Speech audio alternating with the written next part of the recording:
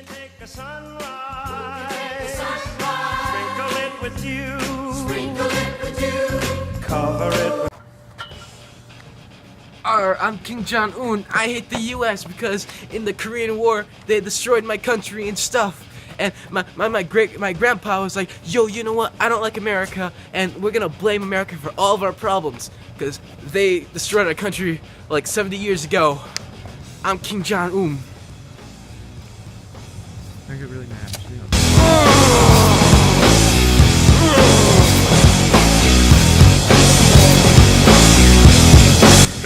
Okay. And now I will launch my nuke at them.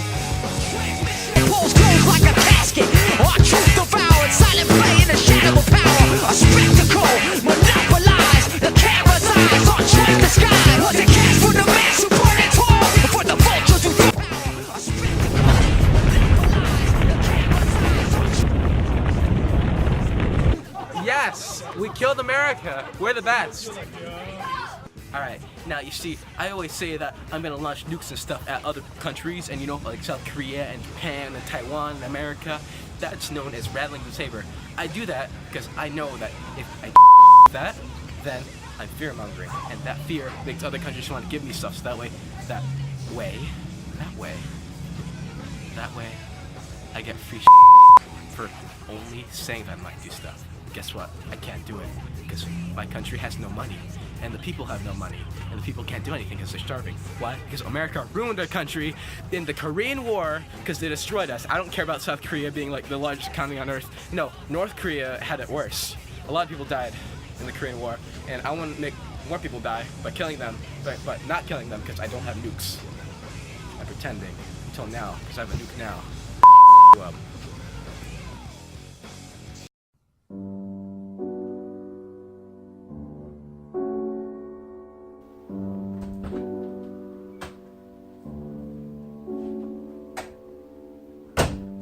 And now, the science behind the launch. In order to place Bozo correctly, we needed to find the total distance our rocket would cover. So first, we found the distance it covered in a small amount of time and the amount of time that it covered. We then divided that distance by that time, resulting in an initial velocity. We then found the initial acceleration by dividing the change in velocity over the change in time. And then we added our positive acceleration, which we just received, and our negative force of gravity, which was opposing our initial first half of the journey. Then we measured the total time that the rocket was in the air, and we divided it in half in order to receive the time that it was in the air for the first half of the journey.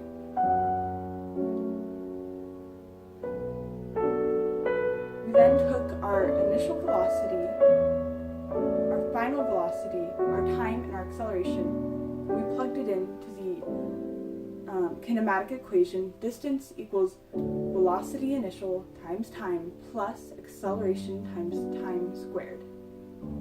And this gave us the distance that our rocket covered in the first half of its trip. Now we needed to find the distance it covered in the final half of our trip. So we already had the initial velocity, which was 0, because once the rocket deaccelerated, it stopped at 0 for less than a second, and then proceeded by accelerating at this rate of gravity. We also had our time, which was half of the total time.